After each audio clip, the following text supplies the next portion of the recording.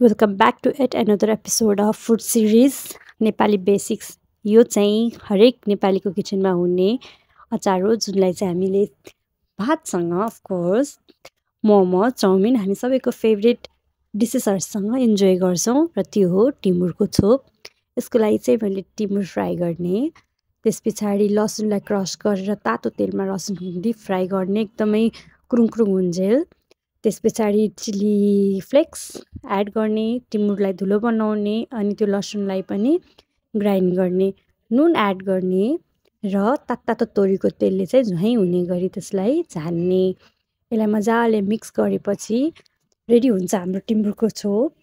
अनि यसलाई चाहिँ हामीले आफ्नो फेभरेट डिससँग कुनै पनि बेला इन्जोय गर्न सक्छौँ। हरेक नेपालीको भान्सामा यो अचार चाहिँ हुनैपर्छ जस्तो मलाई लाग्छ। सो यो रह्यो हाम्रो टिमुरको छोप। इन्जोय!